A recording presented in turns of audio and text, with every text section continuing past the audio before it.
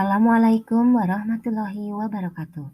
Perkenalkan, saya Eli Trisusiani, guru SMK Kesehatan Bina Karya Medika, calon guru penggerak Angkatan 7 dari Kabupaten Ponorogo. Perkenalkan juga Bu Lilis Marsyawati MPD sebagai fasilitator dan Bu Nancy Lucida MPD sebagai pengajar praktik. Pada video kali ini saya akan memaparkan aksi nyata saya dalam modul 1.4 tentang budaya positif, di mana bentuk aksi nyata yang saya lakukan yaitu yang pertama mengimplementasikan konsep modul budaya positif di lingkungan kelas dengan membentuk keyakinan kelas bersama murid.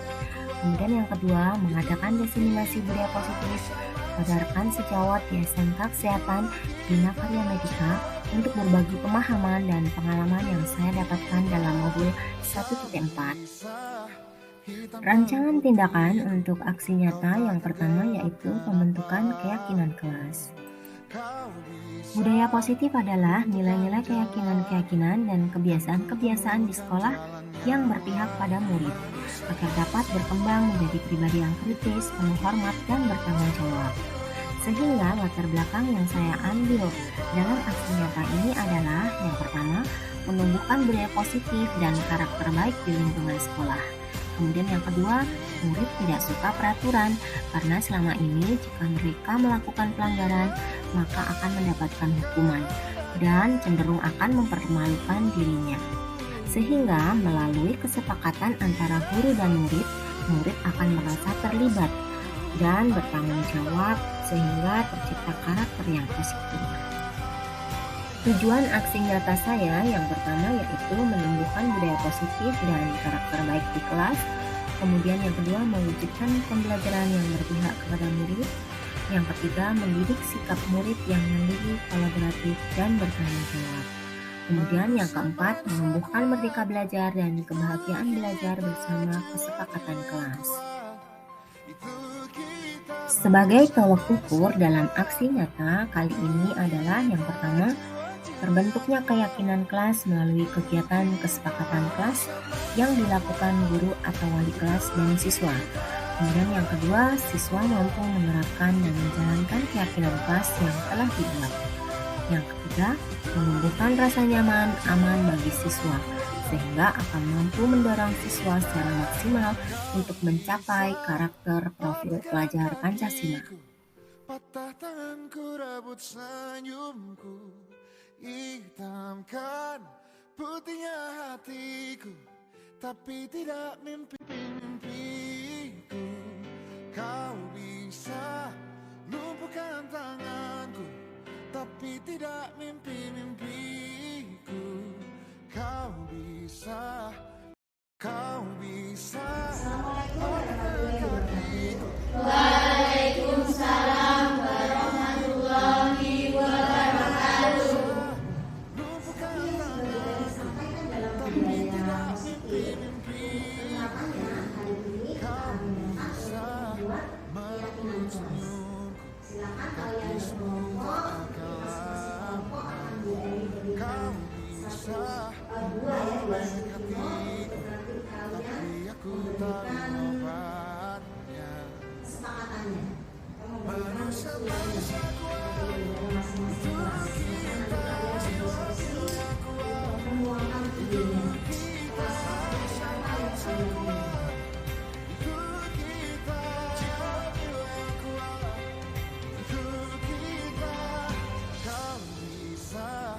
Hitamkan putihku, kau takkan gelapkan apapun.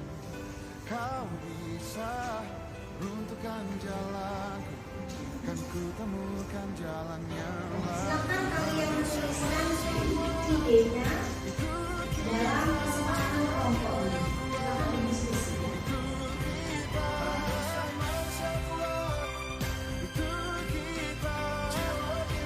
Teman-teman, dari diskusi yang kita lakukan tadi terbentuk keyakinan kelas, antara lain yang pertama adalah disiplin waktu dalam hal apapun.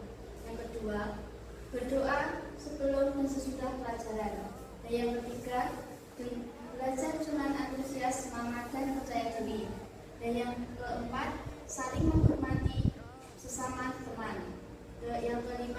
saling membantu dan bekerja sama.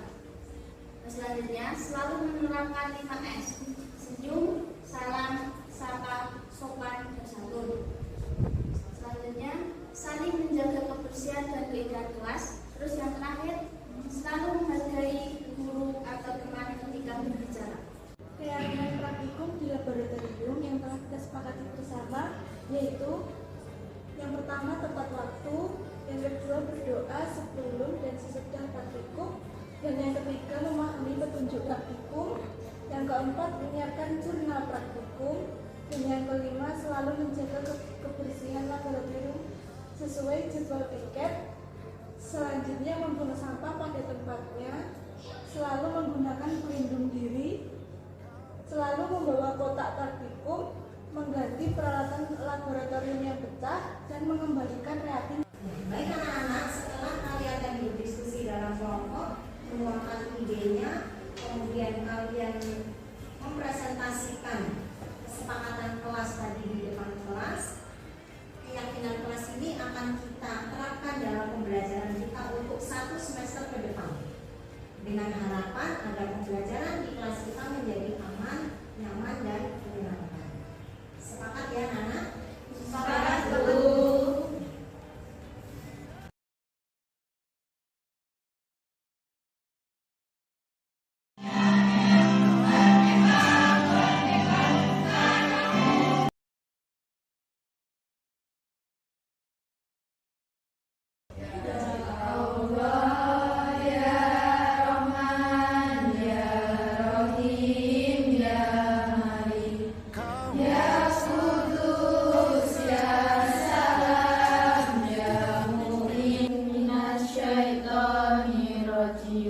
Bismillahirrahmanirrahim. Yasin wal Qur'anil Hakim. Innaka laminal mursalin ala siratin mustaqim. Tapi tidak mimpi-mimpiku. Kau bisa merebut senyumku, tapi sungguh tak akan lama. Kau bisa merobek hatiku, tapi aku tahu obatnya. Manusia kuat, itu kita. Jiwa-jiwa yang kuat, itu kita.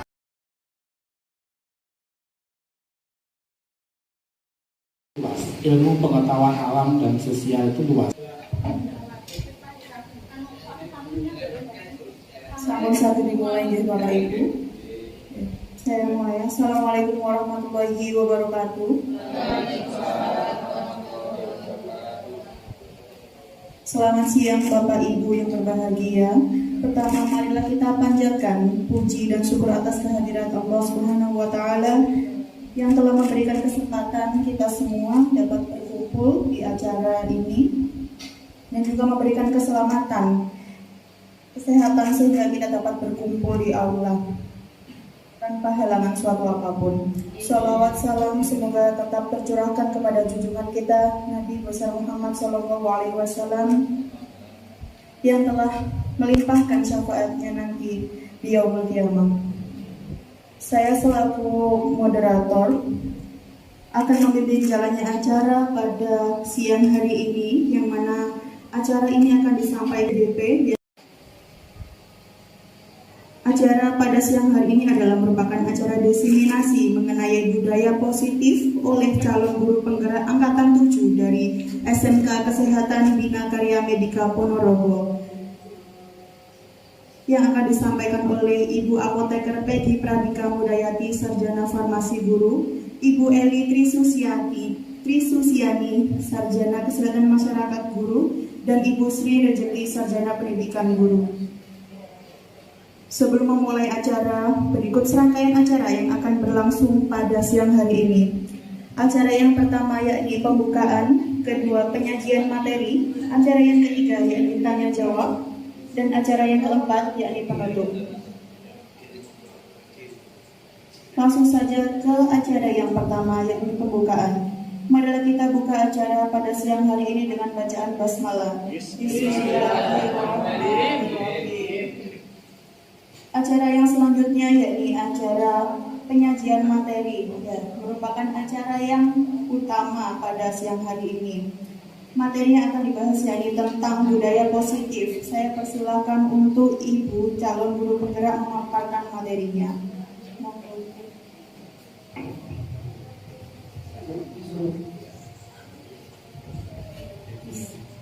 Oke, terima kasih. Assalamualaikum warahmatullahi wabarakatuh.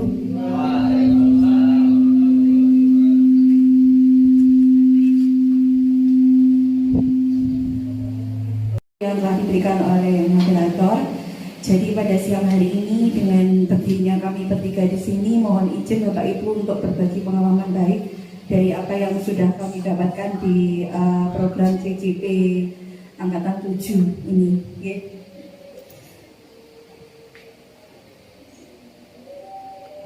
Jadi pada yang disampaikan Pak Firdi tadi tentunya untuk modul 1.4 berarti ada 1.2 dan sampai 1.3 ya. Jadi yang untuk pada kesempatan pagi siang hari ini kami akan menampilkan yang 1.4 yaitu penerapan budaya positif di lingkungan sekolah. Sebetulnya untuk budaya positif ini saya melihat sudah banyak diterapkan di sekolah kami, di sekolah kita ya. Jadi kita tinggal melihat aja apakah nanti melanjutkan atau ada beberapa yang mungkin harus diperbaiki. Yang saya sampaikan yang pertama ini adalah budaya positif, kemudian disiplin positif, ada teori kontrol dan teori. Jadi budaya positif ini adalah kebiasaan-kebiasaan baik yang sudah dilakukan oleh siswa-siswa kita, yang sudah dilakukan oleh kita sebagai pendidik dan seluruh warga sekolah, yang akhirnya tumbuh menjadi karakter-karakter baik. Dan budaya positif ini nanti bermuara pada satu nilai, yaitu nilai universal atau nilai kebajikan. Kemudian budaya positif ini sangat berpengaruh juga pada penerapan disiplin positif. Bapak Ibu, saya ingin bertanya, kalau arti disiplin itu menurut panjenengan seperti apa? Pak Nasrul, ribon Pak Nasrul. Patuh, iya, leres. Bu Yuli, sami Bu Yuli, patuh, setuju? Melaksanakan sesuatu sesuai kriteria aturan. Jadi penerapan disiplin ini kepatuhan, ketaatan, benar ya? Jadi kalau kita ibaratkan, saya ambil contoh saja, kedisiplinan kita masuk di kelas, otomatis di sini. Kemudian dengan disiplin positif ini juga akan menumbuhkan kesadaran para siswa kita untuk memberdayakan anak untuk melakukan sesuatu tanpa sokokan. Nah, barangkali kalau kita memberikan tugas kepada siswa, memberikan LKPD untuk dikerjakan. Nah, ada beberapa, kamu harus mengerjakan ini. Kalau tidak, nanti kamu saya suruh keluar. Kalau tidak, kamu saya suruh. Itu mempunyai disiplin yang sesuai dengan kesadaran dirinya sendiri. Sebenarnya ini beberapa contoh nih, karena saya lihat kalau kebiasaan di sekolah kita itu sudah banyak yang sesuai dengan apa yang saya dapatkan di modul 1.4 ini. Yang pertama ini adalah disiplin tata tertib sekolah. Jadi setuju sekali ya kalau para siswa ketika memasuki lingkungan sekolah dicek dulu atributnya, kemudian berbaris sebelum masuk kelas. Ini ada beberapa yang mungkin karena pandemi kemarin kita tidak melakukannya lagi, ya, karena memang harus membatasi interaksi antar siswa juga.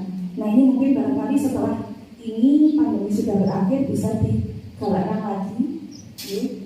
Kemudian penerapan 5S, senyum, sapa, salam, sopan dan santun ini meskipun ya memang dirasa masih kurang karena ada pandemi kemarin, kita seyogyanya juga memupuk kembali agar anak-anak tumbuh nilai kebajikan, berakhlak mulia dan akan tercapai dengan baik. Nah kemudian Asmaul Husna ini juga sudah kita lakukan, dan di hari Jumat juga membaca surah Yasin. Nah, ini dilakukan sebelum pelajaran dimulai. Kemudian berdoa. Nah, ini juga kemarin kita melakukan di awal, tapi setelah pandemi kita tidak melakukan lagi. Jadi mungkin barangkali bisa digalakan lagi nanti untuk menyanyikan lagu Indonesia Raya atau lagu nasional. Mungkin dijadwal seperti dulu, lagu Indonesia Raya pada hari Senin atau lagu nasional lainnya pada hari-hari berikutnya.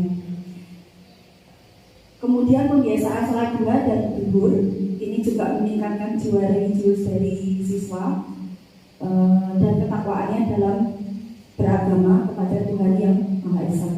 GLS ini sempat kita tinggalkan juga, Bapak Ibu, karena menurut saya GLS ini merangsang peserta didik untuk berpikir kritis, sehingga bisa digalakkan lagi buku yang di literasi tidak hanya pada mata pelajaran atau mungkin buku lain yang ada di rumah yang dimiliki siswa, ataupun mungkin dalam artikel atau yang ada.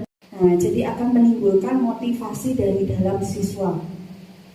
Nah, kemudian cinta lingkungan ini juga saya seringkali melihat kepedulian siswa ini sangat kurang. Jadi sebaiknya kita juga memberikan teladan atau contoh kepada peserta didik bagaimana cara mencintai lingkungan. Jadi nanti ketika kita sudah memberikan contoh lebih mengena untuk anak-anak belajar dari kita. Kemudian kepedulian.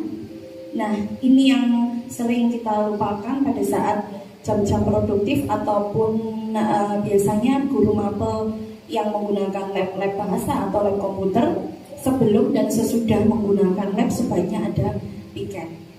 Ada piket sehingga untuk menumbuhkan tanggung jawab dan kemandirian siswa. Kemudian teori kontrol ini ternyata setelah saya mempelajari modul 1.4 ini yang bisa mengontrol diri kita itu adalah diri kita sendiri. Kita tidak bisa mengontrol orang lain, Bapak Ibu. Jadi dalam penerapan budaya positif ini dibutuhkan kontrol yang baik dari dalam diri kita. Nah, teori motivasi ini saya juga belajar di modul 1.4. Satu contoh seperti yang dijelaskan oleh Pak Taha tadi tentang kedisiplinan kita dalam memasuki kelas, memulai pembelajaran pada pagi hari. Nah, kalau kita kemungkinan dari motivasi ini mana dari Bapak Ibu? Apakah untuk menghindari ketidaknyamanan? Oh, nanti kalau saya datang terlambat pasti akan dimarahi oleh Pak Taha. Atau ya wes aku tak tekan setengah itu biar nanti dilem sama Pak Taha. Atau yang nomor 3, untuk menjadi orang seperti yang kita inginkan, menghargai diri kita sendiri. Mana Bapak Ibu? Iya, yakin. Saya lakukan selama ini ternyata di modul 1.4 ini tidak pas, ya, tidak sesuai. Karena di sini panjenengan lihat bahwa kita memberikan hukuman yang dilakukan secara tiba-tiba tanpa ada kesepakatan dari siswa, itu tidak akan menjadikan anak lebih baik. Contohnya, saya seringkali melihat anak yang terlambat. Karena sering berarti saya mesti akan, ya sudah kamu membersihkan toilet, membersihkan kamar mandi. Padahal itu tidak diperbolehkan. Jadi tidak ada jaminan anak itu menjadi lebih baik. Itu ya.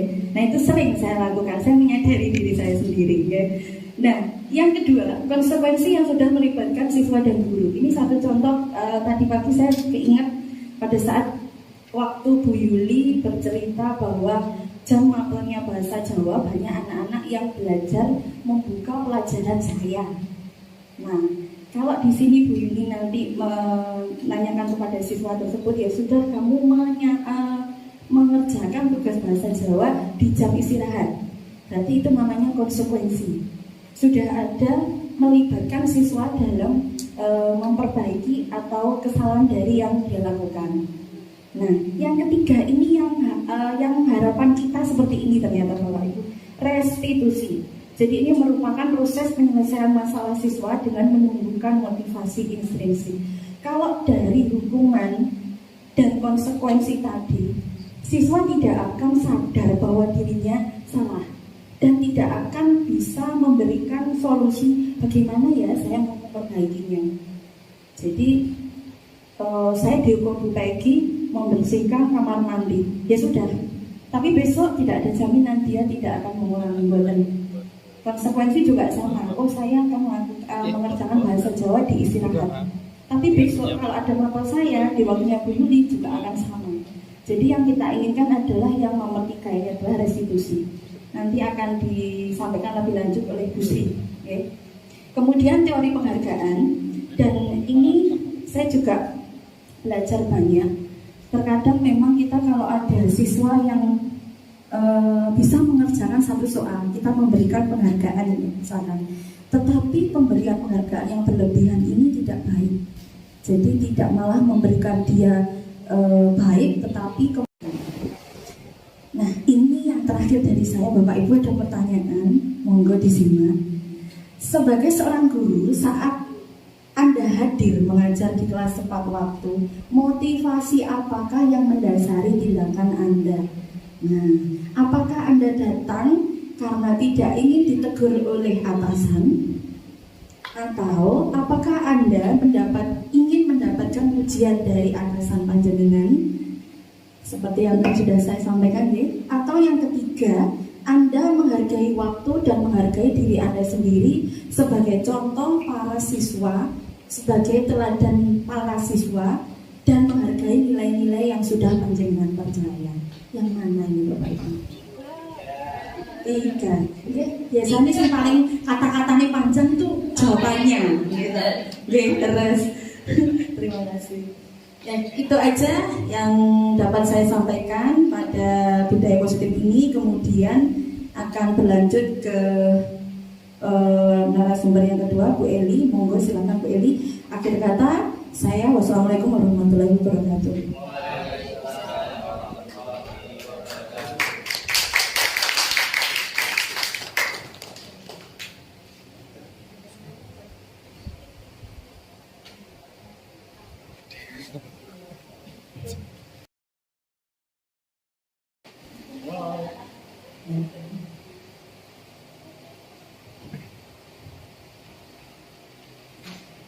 Bismillahirrahmanirrahim. Assalamualaikum warahmatullahi wabarakatuh.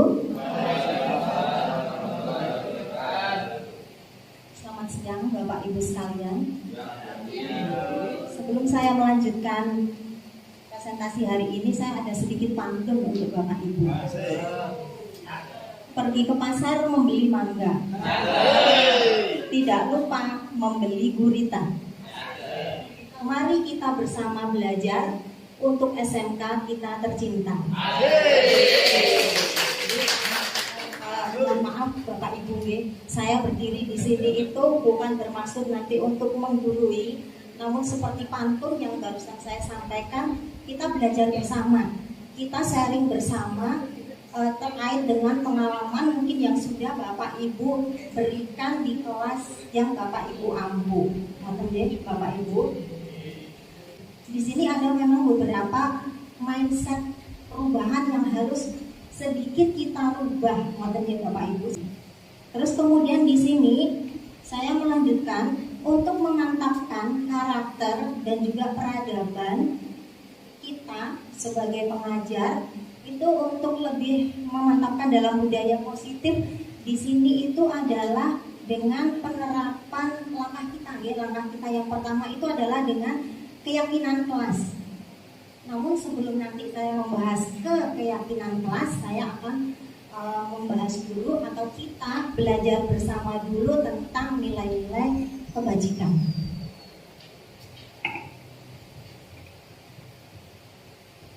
Jadi di sini saya nanti akan menyampaikan nilai-nilai kebajikan, kemudian pembentukan keyakinan kelas dan juga kebutuhan dasar manusia.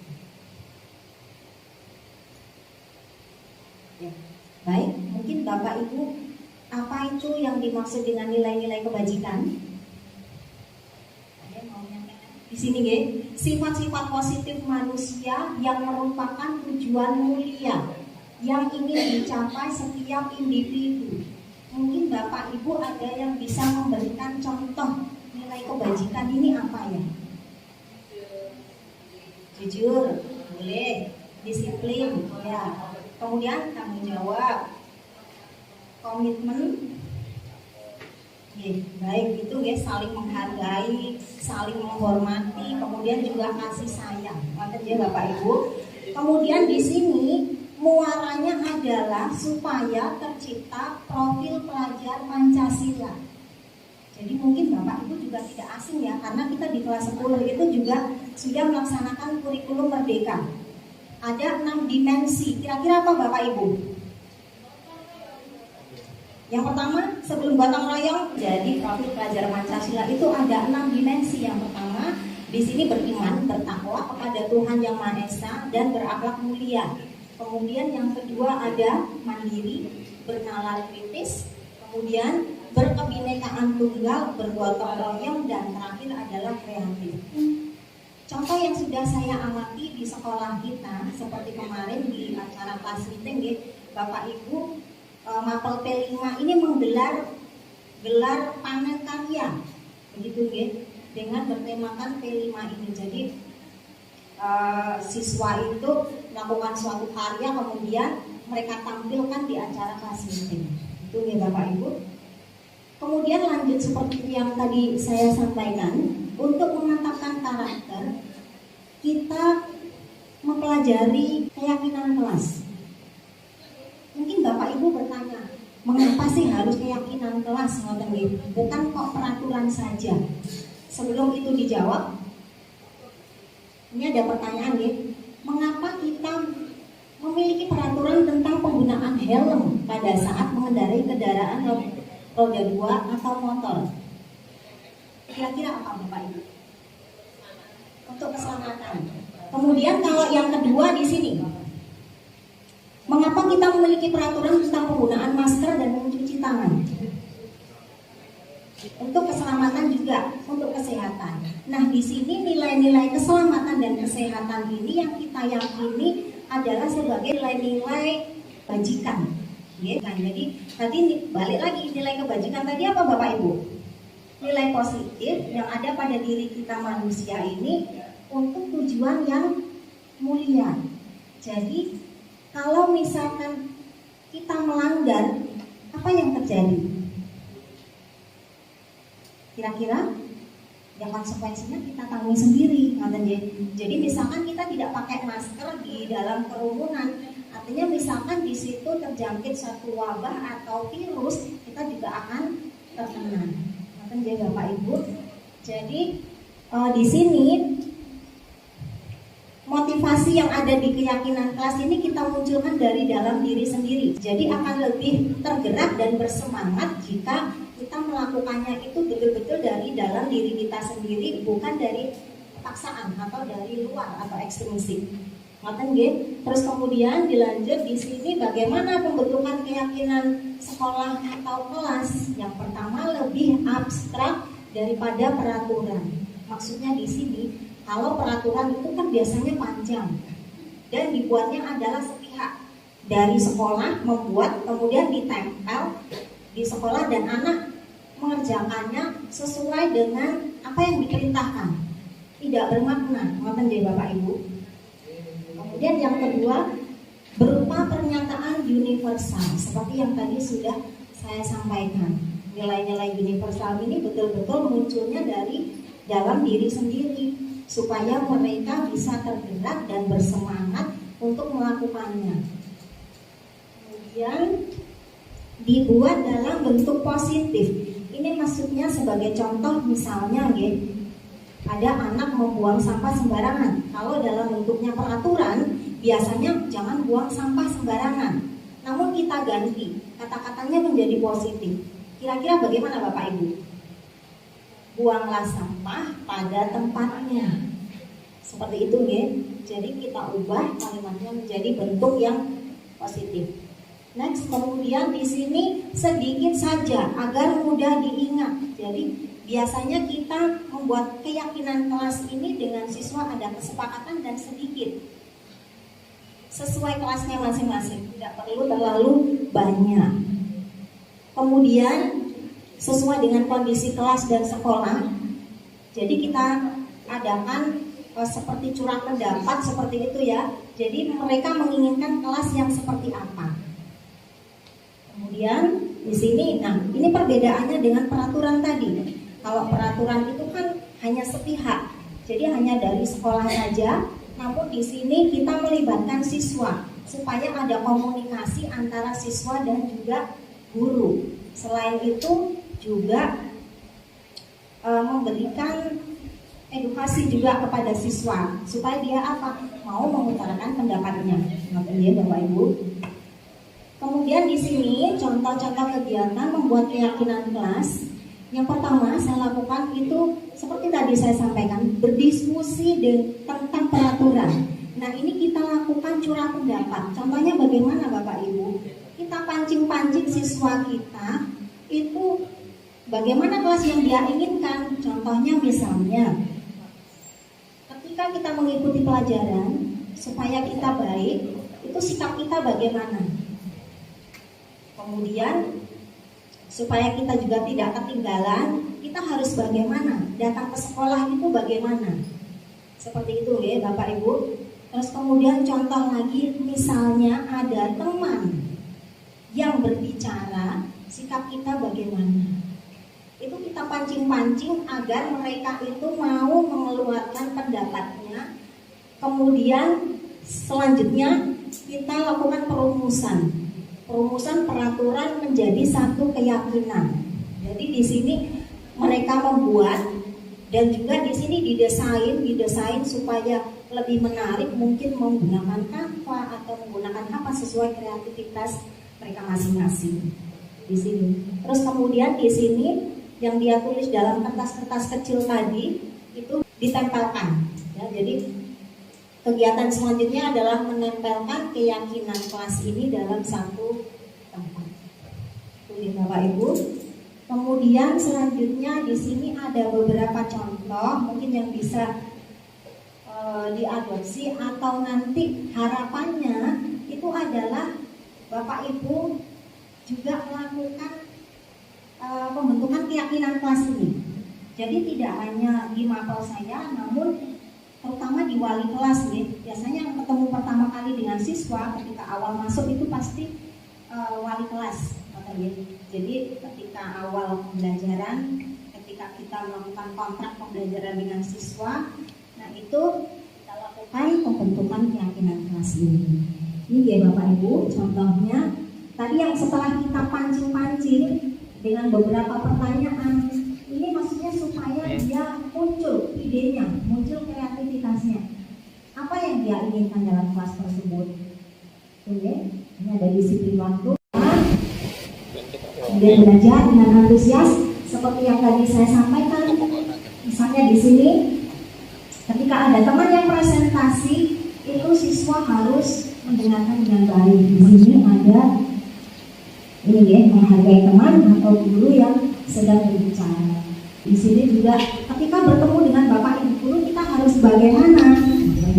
Di sini menerapkan 5S. Sapa, salam, senyum, sapa, salam, dan sopan santun.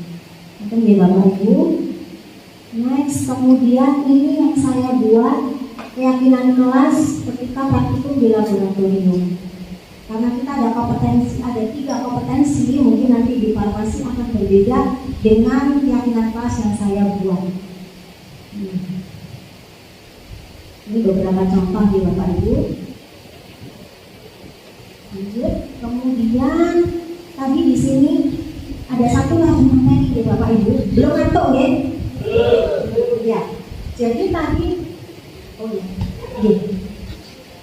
ketika seseorang melakukan satu kegiatan, itu pasti ada yang mendasari atau yang melatar belakangi, yaitu adalah kebutuhan dasar manusia. Di sini ada 5 kebutuhan dasar manusia menurut modul pembelajaran yang saya pelajari di budaya positif ini di modul 1.4. Ini ada 5. Ini menurut Dr. William Glasser dalam teorinya The Choice Theory. Mungkin ini teman-teman perawat ini juga mempelajari ini, namun berbeda teorinya. Yang pertama itu adalah bertahan hidup atau survival. Di sini kebutuhan hidup yang berhubungan dengan apa Bapak Ibu? Makan, minum, tempat tinggal, kesehatan, gitu ya. Kemudian yang kedua kasih sayang dan rasa diterima atau love and belonging. Di sini kebutuhan yang berhubungan dengan psikologis. Jadi disayangi dan menyayangi, kemudian dihargai dan menghargai, kemudian juga rasa diterima di mana? Di dalam kelompok, di dalam kelas seperti itu. Kemudian kebutuhan yang ketiga yaitu kekuasaan atau power. Di sini ada kebutuhan yang berhubungan dengan pengakuan atas kemampuan. Contohnya bagaimana Bapak Ibu? Jadi dia secara kompetensi atau secara skill atau prestasi ini diakui. Ngerti ya Bapak Ibu? Next, kemudian kebebasan atau freedom. Nah, di sini berhubungan dengan anak-anak ini tidak mau terikat. Ngerti ya Bapak Ibu? Ada waktu-waktu senggang yang dia ingin liburan, dan dalam liburan ini dia menggunakan waktunya untuk mengeksplor, untuk mencoba hal-hal baru yang mereka anggap itu adalah satu kesukaan. Ngerti ya? Kemudian di sini kesenangan atau fun. Jadi anak-anak ini tidak lepas dari bermain. Ngerti ya Bapak Ibu? Jadi dia suka bermain, suka bersenang-senang, suka bergembira, suka humor. Jadi kalau kita kaitkan mungkin dalam pembelajaran di sini, bagaimana juga kita menciptakan pembelajaran itu yang bisa membuat senang anak-anak didik kita. Jadi dia tidak acuh-acuh atau misalkan kita tanya dia diam aja, tidak seperti itu. Tapi kita buat mereka senang. Next, Bapak Ibu, di sini ada contoh. Ada contoh seorang anak yang bernama Dimas. Dia di akhir pekan dia belajar menyetir mobil. Sampai akhirnya dia bisa dan lancar. Kemudian ibunya bertanya. Di sini deh. Dimas, apa yang membuat kamu itu bisa menyetir mobil? Ini ada beberapa jawaban dari Dimas ini yang nanti coba Bapak Ibu analisis ini masuk kebutuhan dasar yang mana. Next ya. Nah, yang pertama Bapak Ibu, aku merasa bangga dan keren. Ini kira-kira masuk kebutuhan dasar yang mana dari kelima tadi? Penguasaan, ya. Jadi ini kebutuhan tentang skillnya dia, tentang pengaktualisasian diri, dihargai, dihormati. Jadi kompetensinya gitu ya. Kemudian yang kedua, dia bisa jalan-jalan naik mobil sama teman-teman. Ini kira-kira kebutuhan dasar apa? Jadi di sini kebebasan. Jadi dia mengeksplorasi dirinya untuk bisa mencoba-coba hal-hal baru. Kalau biasanya ke sekolah naik motor, ini sesekali naik mobil. Itu satu kebebasan. Terakhir, menyetir mobil itu seru. Kira-kira ini kebutuhan dasar apa Bapak Ibu? Jadi senang. Bisa menyetir mobil itu seru. Jadi anak-anak itu kembali tadi seperti di teori kebutuhan dasar, bahwa anak-anak itu adalah suka bermain dan suka bersenang-senang. Mungkin itu yang bisa saya sampaikan ya Bapak Ibu. Ada sedikit pantun juga penutup biar tidak ngantuk, sepertinya sudah agak loyo ya. Beli es degan campur selasi, beli sirsat di jalan Jawa. Cukup sekian dan terima kasih. Semoga bermanfaat untuk kita semua. Terima kasih Bapak Ibu. Monggo silakan dilanjut untuk Bu Sri.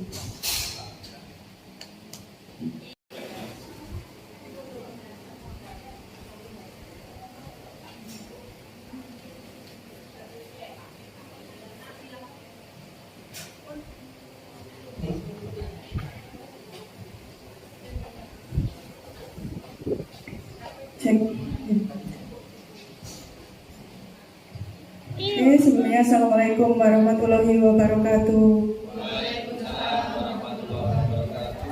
Tidak semangat ini kabar ini. Sebelumnya Assalamualaikum warahmatullahi wabarakatuh.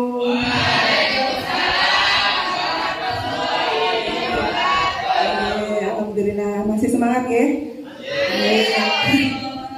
Ini saya melanjutkan dari apa yang disampaikan oleh Bu Peggy dan Bu Eli tadi mengenai budaya positif. Nah, di sini kita mulai merefleksikan diri. Kita sebagai guru berefleksi di penerapan disiplin di kelas yang sudah kita ampu itu seperti apa. Maka dari itu, di sini saya akan menyampaikan tentang penerapan posisi kontrol guru dan segitiga restitusi. Nah, ini saya tadi bilangnya kita mari berefleksi posisi mana yang sudah kita lakukan selama ini di kelas. Nah, di sini saya bisa menyampaikan bahwa ada 5 posisi kontrol guru di kelas. Yang pertama itu adalah penghukum, kemudian ada pembuat rasa bersalah, yang ketiga itu ada teman, dan yang keempat itu ada pemantau, yang kelima itu adalah manajer.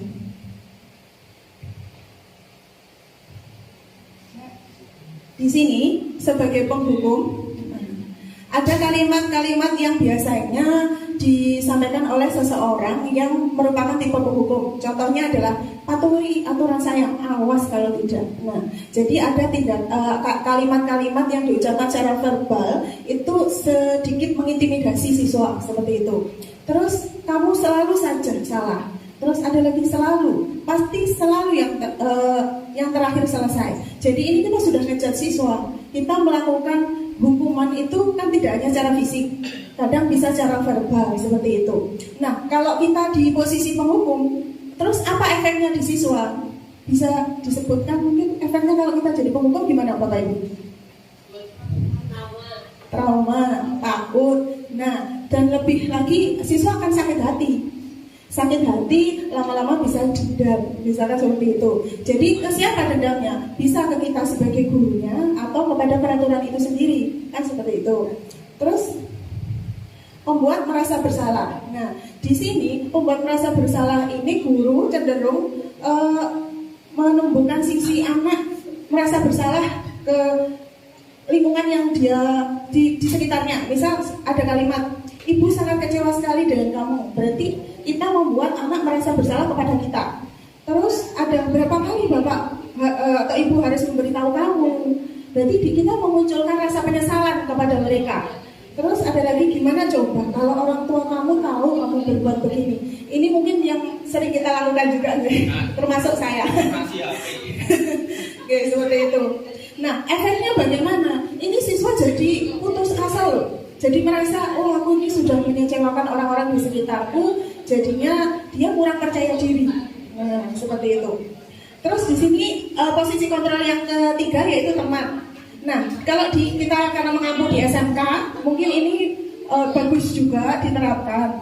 Tetapi di sini kalimat-kalimat di sini, ayolah bantu demi Bapak ya. Nah, ayo ingat tidak bantuan Bapak selama ini. Nah, ada lagi, ya sudah kali ini tidak apa-apa, nanti Ibu bereskan. Nah, ini efeknya apa? Kita memang dekat dengan siswa, tetapi dia ada kemungkinan nanti akan tergantung dengan kita. Atau ketika dia nanti mematuhi peraturan, itu hanya demi kita, tidak untuk keseluruhan guru. Jadi dia akan tergantung dengan kita. Terus ada lagi, misal dia akan rasa hormatnya kepada kita itu akan berkurang. Contohnya, wah enggak Bu Sri, sabar gitu. Jadi kan akhirnya enggak apa-apa, gampang kalau Bu Sri. Nah, seperti itu. Terus yang selanjutnya itu adalah tipe guru pemantau. Nah, di sini kalau pemantau itu punya data-data yang akurat. Ini sepertinya sudah kita lakukan bersama. Jadi contohnya ketika murid kalau di SD itu kan ketika anak melakukan sesuatu yang baik itu dikasih penghargaan, misalkan bintang atau apa. Kalau di sekolah kita melakukan pelanggaran biasanya nih hubungannya sama Pak Fajri selalu membuat buku poin ya. Jadi tipe-tipe pemantau itu adalah yang kita sudah punya data. Oh, kalau kamu melanggar sesuatu hukumannya ini. Nanti kalau sudah terkumpul berapa poin, nanti kamu akan dapat surat peringatan, orang tua harus datang ke sekolah. Atau nanti kalau kamu sudah mencapai 100 poin, kamu bisa dikeluarkan loh, misalkan seperti itu. Jadi ini adalah tipe-tipe guru pemantau. Selanjutnya ini adalah tipe guru yang terakhir, itu adalah manajer. manajer.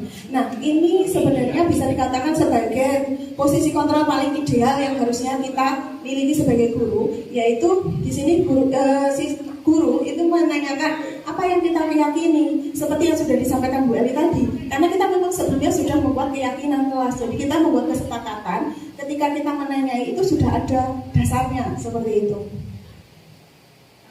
Terus di sini guru juga memberikan ini, yang kalimat terakhir itu ada apa rencana kamu untuk memperbaiki hal ini. Jadi memang di sini guru memang diminta untuk bersama siswa untuk mencari solusi dari masalah yang dilakukan oleh siswa seperti itu. Nah, posisi manajer ini memang nanti ada hubungannya dengan segitiga restitusi yang harus dilakukan oleh guru. Pelaksanaannya manajer ini bisa dicapai kalau kita juga sudah menerapkan segitiga restitusi. Sebelum ke segitiga restitusi, kita perlu memahami apa itu restitusi. Nah, di sini restitusi adalah proses menciptakan kondisi bagi murid untuk memperbaiki kesalahan mereka sehingga mereka itu bisa kembali ke kelompoknya itu dengan karakter yang lebih kuat. Perlu diketahui juga bahwa restitusi ini tidak hanya antara guru dengan siswa, bisa dengan kita, dengan pasangan, atau panjenengan dengan anak-anak yang di rumah seperti itu. Nah, di sini restitusi sekali lagi bukan paksaan, bukan untuk menebus kesalahan siswa. Jadi ini hanya sebuah tawaran seperti itu. Nah, restitusi itu mengajarkan siswa untuk mencari solusi mereka sendiri, dan mereka bisa berpikir mereka itu ingin jadi orang seperti apa dan bagaimana mereka harus memperlakukan orang lain. Jadi di sini posisi manajer tadi itu bukan berarti kita memanajeri siswa atau mengelola siswa untuk mencari solusi, tapi bukan. Mereka harus menjadi manajer untuk diri mereka sendiri, yang mana proses mereka memanajeri dirinya itu atas bimbingan kita seperti itu. Nah, di sini bisa dilihat bahwa ada segitiga restitusi. Ada tahapan-tahapan dalam segitiga restitusi. Ini sebenarnya tidak saklek seperti ini, tapi urutan seperti ini bisa sebenarnya tidak saklek, intinya seperti itu. Tapi identitas, yang kedua adalah validasi tindakan yang salah, kemudian menanyakan keyakinan. Sekali lagi, keyakinan itu harus kita bentuk sebelum pembelajaran dimulai. Jadi di awal-awal tahun atau di awal ini, semester ini cocok sekali untuk melaksanakan keyakinan kelas atau pembentukan kesepakatan kelas, seperti itu. Di menstabilkan identitas, ini kenapa harus dilakukan? Karena siswa ini sebenarnya kan berusaha memenuhi kebutuhan dasar yang dia butuhkan atau yang harus dia penuhi seperti yang disampaikan oleh Bu Eri tadi. Nah, ketika dia kebutuhannya ini tidak terpenuhi, akhirnya terjadi benturan. Benturan ini gimana? Siswa ini ketika melakukan pelanggaran, itu kita anggap sebagai siswa yang gagal. Nah, bagaimana dari siswa yang gagal ini kita menstabilkan identitasnya menjadi siswa yang sukses seperti itu. Ini kalimat-kalimat yang bisa kita ucapkan kepada mereka bahwa berbuat salah itu tidak apa-apa loh, gitu. Karena manusiawi kita melakukan sebuah kesalahan. Terus bisa juga kita mengatakan bahwa saya juga pernah melakukan kesalahan seperti itu. Atau lagi bisa kamu di sini misalkan Busi tidak mencari kesalahan atau siapa yang salah. Jadi kita berusaha sama-sama mencari solusi dari permasalahan ini, seperti itu. Di posisi selanjutnya yaitu ada validasi tindakan yang salah. Dalam melakukan suatu pelanggaran, itu siswa pasti ketika dia melakukan tindakan ketidakdisiplinan, itu pasti ada kebutuhan dasar yang tidak terpenuhi oleh dia, kan seperti itu. Nah, di sini kita memvalidasi, padahal kamu bisa ya melakukan yang lebih buruk dari ini. Contoh, misalkan ada siswa yang misuh atau mengumpat seperti itu. Kita kan bisa, nggak perlu dipraktekkan ya Pak. Nah, misalkan dia bertengkar sama temannya, dia pisu-pisuan seperti itu. Sebenarnya kita bisa memvalidasi bahwa tindakan itu salah. Itu dengan kita padahal kamu bisa melakukan yang lebih buruk, misalkan jotosan atau jebak-jebakan. Nah, ternyata dia hanya dia masih kategori hanya di mulut saja, tidak berupa tindakan. Tapi kita perlu memvalidasi bahwa tindakan itu adalah tindakan yang salah dan sebenarnya ada misalkan dia boleh melakukan sesuatu itu karena memang ada yang perlu kamu Terus yang ketiga itu adalah menanyakan keyakinan. Nah, karena tadi sudah ada keyakinan kelas yang dibuat, jadi kita ketika proses yang segitiga resolusi yang pertama dan kedua sudah terpenuhi, kita mulai mengaitkan dengan apa yang sudah dia yakini. Oh ini loh, berarti ada yang kamu langgar dari keyakinan. Nah, kalimat-kalimat yang bisa diucapkan bisa dibaca di sini bahwa apa yang kita percaya sebagai keyakinan kelas atau keluarga. Terus apalagi misalkan kamu ingin menjadi orang yang seperti apa. Nah, ini kita berusaha memancing mereka untuk mencari solusi dari apa yang mereka lakukan. Jadi proses manajer tadi disempurnakan dengan segitiga resolusi seperti itu. Nah, di sini saya juga pernah melakukan praktek penerapan segitiga resolusi. Memang sebagai bagian tugas dari CGB ya. Ini bisa dibagi monggo untuk berbagi YouTube-nya monggo. Ini bisa dengan lihat di YouTube saya. Itu saya melakukan segitiga resolusi. Ini proses syutingnya memang rekayasa, tapi memang benar-benar kejadian ini terjadi dan saya lakukan juga seperti itu.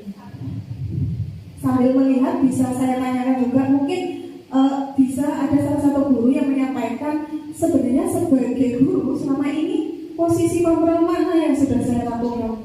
Mungkin apa sih? Ke depan buat teman-teman. Monggo.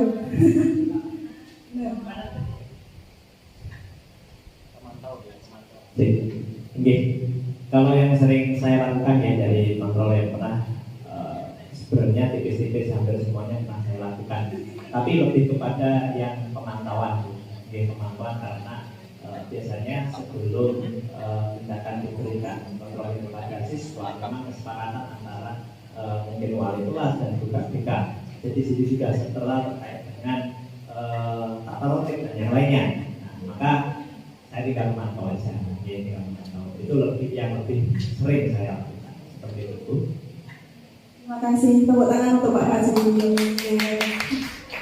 Kalau panjenengan saya boleh berbagi sedikit, itu mungkin kalau dari saya sendiri sebagai guru, ya posisi kontrol yang sudah saya lakukan itu memang lebih banyak itu ke teman. Terus ada pembuat merasa bersalah, ini cukup sering saya lakukan karena menurut saya motivasi itu kadang kalau dimunculkan dari diri sendiri itu kan kadang kurang termotivasi. Nah ternyata itu memang tidak boleh ya. Memang motivasi itu harus dari diri saya sendiri, bukan dari misalkan kasihan ke orang tua atau seperti itu. Dan yang sering saya lakukan juga memang saya pemantau. Tapi kalau penghukum insya Allah saya tidak, karena contohnya hukuman itu kita boleh sebenarnya memberikan konsekuensi kepada siswa, tetapi sesuai konteksnya. Contoh misalkan Pak Tony guru olahraga, misalkan ada anak yang najis kan nonton nih Pak, tidak ikut olahraga berkali-kali, gitu. Itu hukumannya juga ada kaitannya dengan olahraga. Misal lari-lari dulu, itu tidak apa-apa. Tapi kalau pas ngomong matematika yang saya aku misalkan, sudah gara tugas males, hasilnya malah saya suruh nyatet berulang kali atau saya suruh lari-lari, bersihkan WC, itu memang tidak sesuai. Jadi kalau misalkan memberikan hukuman, bukan hukuman ya, sanksi atau konsekuensi silakan disesuaikan dengan kesalahan dan total yang dilakukan seperti itu. Kesimpulannya, ini saya sampaikan kesimpulan karena saya yang terakhir menyampaikan. Ini jadi dari kebiasaan-kebiasaan yang sudah terbentuk oleh siswa, mari kita perkuat dengan kebiasaan-kebiasaan yang baik yang nantinya akan jadi karakter yang baik, otomatis akan menjadi budaya positif sehingga anak ini bisa belajar dengan rasa aman, nyaman, dan tentunya pembelajaran akan lebih bermakna seperti itu. Saya kembalikan kepada Bu Nida sebagai moderator.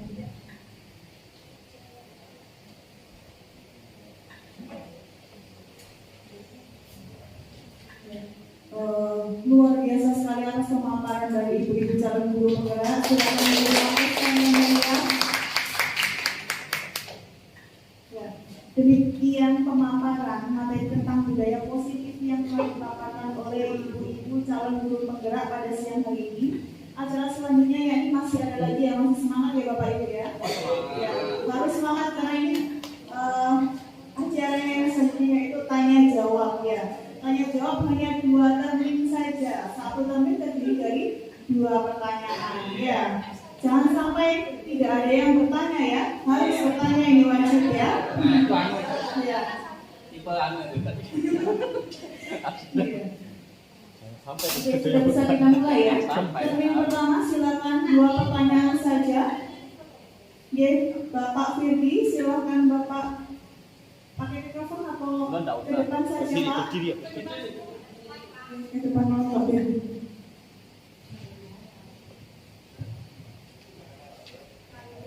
Kebetulan ke Bu Sri Mawar, karena yang masih fresh tadi ya. Kalau yang lain sudah nggak fresh tadi. Kita tidak boleh menjas dan kita juga harus menghargai kepada siswanya ketika dia melakukan kesalahan dan seterusnya, jika dia nanti ada perbaikan gitu ya. Nah, masalahnya bukan masalah, tantangannya di sini di SMK PKM bagaimana misal jika siswa tersebut ketika kita ajak bicara, kita ajak omong terkait itu tadi kesalahannya dia ingin kita menggali dan seterusnya, tapi anaknya tidak paham, nggak mudeng, dan ketika dia ngomong kita pun jadi nggak mudeng. Jadi tidak ada komunikasi interaktif yang baik gitu ya. Dan itu sudah terjadi di farmasi kemarin dan di sekarang di perawatan. Nah, bagaimana itu mengatasi itu tadi komunikasi yang tidak efektif yang terjadi ketika kita mau melakukan hal seperti itu. Saya jawab sambil berdiri ya, teman-teman. Pertanyaan yang sangat luar biasa dari Pak Firdi. Sebenarnya saya sendiri secara pribadi ya pernah mengalami hal yang seperti itu. Dulu tuh saya dulu sebelum saya ikut guru penggerak itu ya saya stres otomatis ya. Waduh, ini harus saya tangani dengan cara yang bagaimana? Ternyata setelah saya mengikuti guru penggerak dan mempelajari modul 1.4, memang kita cenderung tidak melaksanakan posisi kontrol di guru itu secara benar. Kadang kita merasa, yo aku benar, kamu salah, kan gitu. Kita sebagai guru itu merasa paling benar, seperti itu. Kadang solusi itu kita yang menawarkan.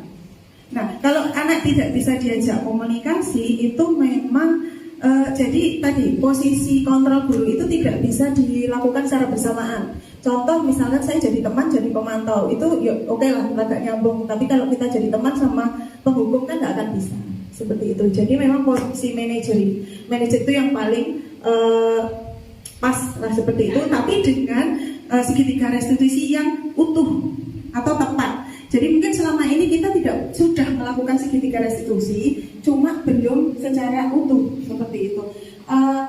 Bagaimana cara mengajak komunikasinya? Kan kita harus tahu karakteristik siswanya duluan.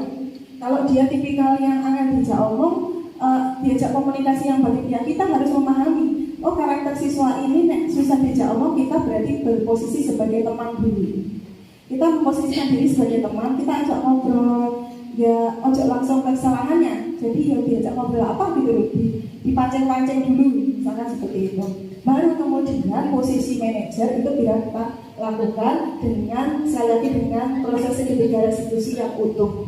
Jadi tidak terpotong. Saya ingat, saya itu ada pertanyaan di salah satu modul 1.4 Mas ya. Itu apakah Anda sudah melakukan segitiga restitusi? Kan gitu. Saya jawab, saya sudah. Tapi saya belum melakukannya secara utuh. Saya hanya, menstabilkan identitas, iya, memvalidasi kesalahannya, iya. Tapi saya lupa menanyakan keyakinan. Saya memberikan solusi kepada anak tanpa anak tahu solusi ini bukan dari dirinya. Nah, sekarang kita waktunya berubah. Kita harus bisa, solusi yang bisa kamu tawarkan itu seperti apa? Seperti itu. Jadi sekali lagi kalau anak tidak bisa diajak komunikasi, ya alon-alon dulu kita berposisi sebagai teman, baru nanti posisi yang lain kita masuk ke sana, seperti itu. Mungkin bisa ditambah. Menambahkan dari Bapak Ibu, jadi ketika memang siswa-siswa kita ini ada yang bermasalah, itu pastinya yang harus kita lakukan itu adalah pendekatan secara personal. Kita ajak ngomong dia dari hati ke hati, katanya Bapak Ibu. Kemudian tadi sudah juga disampaikan oleh Bu Sri. Jadi kalau kita tidak bisa mengatasi sendiri, kita berkolaborasi dengan siapa? Ya rekan sejawat kita, misalnya dengan guru BK kita dulu, kita ajak ngomong untuk mencari solusi kalau anak seperti ini itu bagaimana. Kemudian selain itu juga kita harus berkolaborasi dengan orang tua juga. Jadi mengajak ngobrol kebiasaan dia itu di rumah bagaimana, agar supaya kita itu juga ketika di sekolah itu tahu betul karakternya anak seperti apa. Terus kemudian kalau semuanya mentok, ya kita balik lagi, kita harus berdoa, mendoakan anak-anak atau peserta didik kita supaya bagaimana dia lebih baik lagi. Ngaten ya Bapak Ibu, itu mungkin senjata kita yang andalan yang terakhir untuk supaya peserta didik kita itu menjadi lebih baik lagi. Mungkin bisa bukan.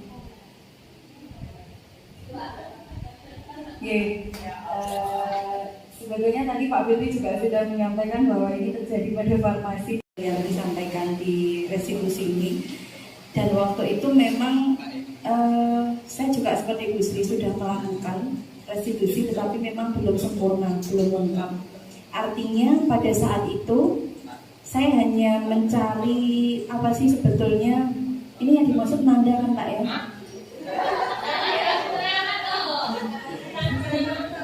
Tidak apa, sudah alumni.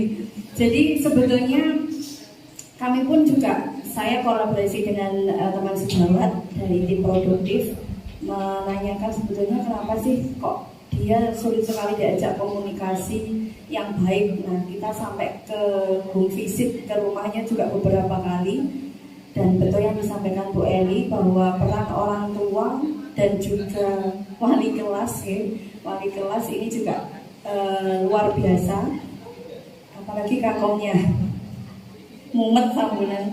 Waktu itu memang ya harus ada kolaborasi, baik itu guru BK juga sama, dan terbukti memang restitusinya belum lengkap, belum ada menanyakan keyakinan kelasnya juga belum ada, masih divalidasi identitas sama tindakan yang salah. Namun akhirnya sedikit banyak sudah berubah. Kemarin juga sudah lulus sampai di lulus SMK, sehingga kembali lagi bahwa tidak bisa dilakukan sendiri, namun ada kolaborasi dari beberapa pihak. Terima kasih. Sudah dijawab dari tiga narasumber langsung, Ribon Pak Firly. Sudah puas dengan jawabannya? Ya. Masih ada satu pertanyaan lagi untuk termin pertama, monggo Bapak Ibu yang di belakang supaya tidak ngantuk ya. Monggo Pak Haryadi, mungkin ada pertanyaan atau mungkin Bu Devi. Monggo Bu Devi. Aku sedang pertanyaan. Jawabannya ini.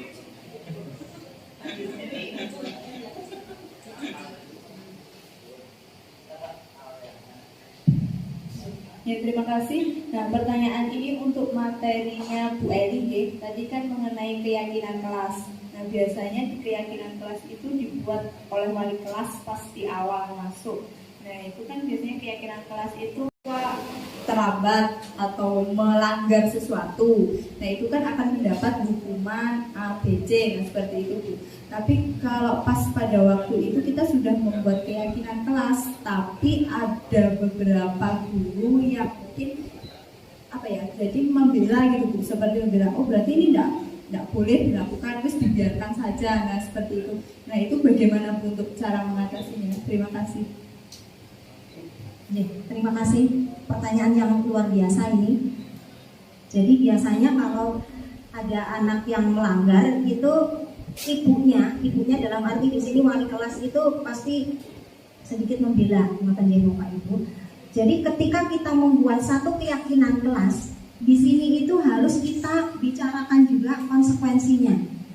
Jadi misalkan kalau melanggar, nanti apa yang harus dia kerjakan, apa yang harus dia lakukan.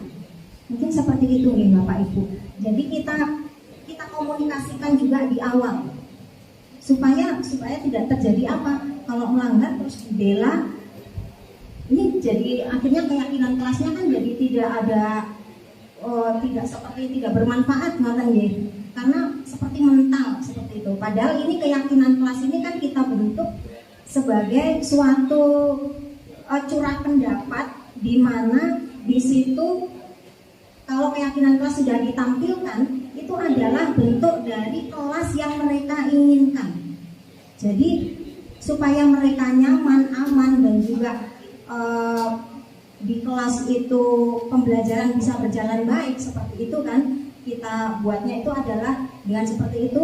Dan harapannya di dalam keyakinan kelas itu kan muncul motivasi dari dalam diri dia sendiri. Jadi ada supaya dia lebih bersemangat, lebih tergerak hatinya, Jadi di sini harus kita sampaikan juga konsekuensinya, mungkin seperti itu ya.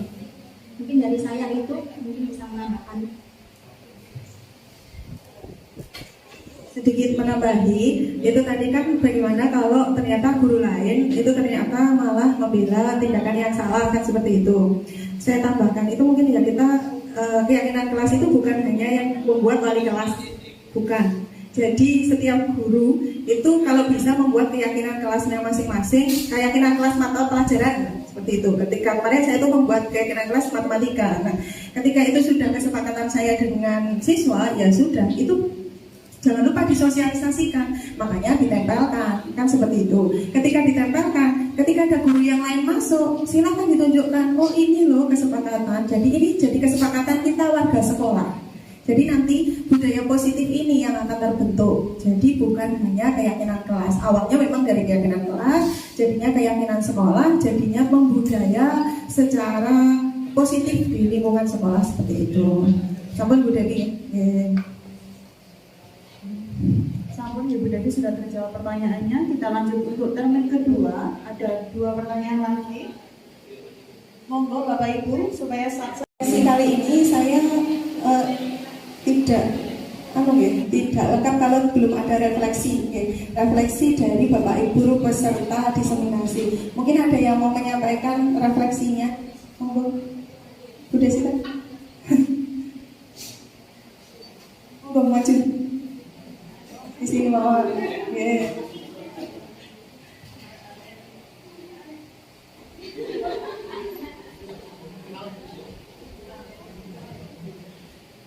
Terima kasih. Di sini saya akan merefleksi dari hasil diseminasi dari penyajian pemateri, yaitu kegiatan pembelajaran itu harus diciptakan dengan rasa aman dan nyaman, dengan penerapan budaya positif dengan tujuan di mana dapat membentuk karakter siswa. Terima kasih, tepuk tangan untuk Bu Desita. Terima kasih. Di sini saya tutup dari pemateri dulu ya Bu. Terima kasih atas perhatian Bapak Ibu semuanya. Terima kasih juga sudah memberikan banyak dukungan kepada kami dalam mengikuti guru penggerak. Tanpa panjenengan semua tidak mungkin kami ketika di sini dapat menyampaikan diseminasi dan menyelesaikan program guru penggerak. Sekali lagi semangat juga untuk guru-guru lain yang sedang proses untuk mengikuti guru penggerak. Saya nggak mau kalah tapi sama Bu Eli tadi kan menyampaikan pantun. Saya juga sedikit puisi, aduh puisi buatan sakit. Nah, yu painem dasare kecantol cendela. Cukup semanten atur kawula. Nah, nonton reok paragone kanton sigrak. Terima kasih, salam guru penggerak. Terima kasih, assalamualaikum warahmatullahi wabarakatuh.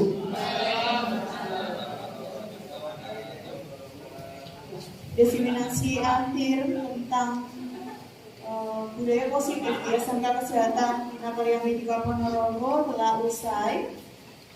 Saya selaku moderator pada siang hari ini mohon maaf atas kekurangan maupun kata-kata yang salah. Ya, atas perhatian Bapak Ibu saya aturkan terima kasih. Assalamualaikum warahmatullahi wabarakatuh.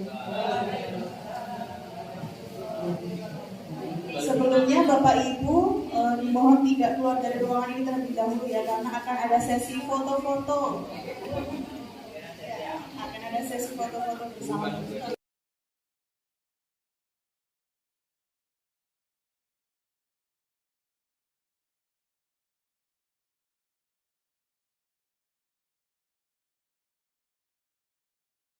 Kau bisa patahkan kakiku, tapi tidak. Assalamualaikum warahmatullahi wabarakatuh. Saya Reva, saya dari kelas 12 FM. Di sini saya sudah membuat keyakinan dalam kelas dan juga sudah diseminati secara bersama. Bagi saya, kegiatan ini adalah hal yang sangat menyenangkan. Dan harapan saya, semoga dengan adanya kesepakatan ini dapat membangun lingkungan dan karakter yang positif ke depannya. Terima kasih. Assalamualaikum warahmatullahi wabarakatuh. Perkenalkan, nama saya Tira Putri dari kelas 12 DLI. Setelah membuat keyakinan dan kesepakatan kelas kami menjadi siswa yang saling menghargai, menghormati, dan terbentuk rasa tanggung jawab atas sesama teman. Assalamualaikum warahmatullahi wabarakatuh. Assalamualaikum warahmatullahi wabarakatuh. Perkenalkan, nama saya Ferdi Agrisanto. Saya sebagai guru produktif di SMK Kesehatan Bina Karya Medika Ponorogo, sekaligus sebagai pakar kurikulum. Di sini saya akan memberikan kesan terkait dengan diseminasi budaya positif yang sudah disampaikan Ibu Eli Trisusiani. Menurut saya budaya positif itu penting bagi sekolah karena ini bisa menjadi ciri khas bagi sekolah tersebut sehingga dapat dikenal di masyarakat luas itu untuk ke luarnya dan ke dalamnya.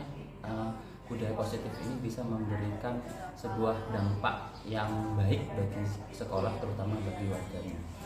Kemudian terkait dengan diseminasi yang disampaikan oleh Bu Eli, itu kemarin terkait kegiatan keyakinan kelas dan kebutuhan dasar manusia pada siswa.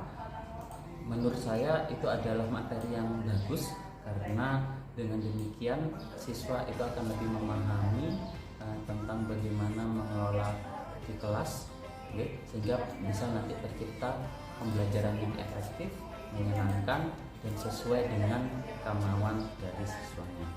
Mungkin seperti itu yang bisa saya sampaikan.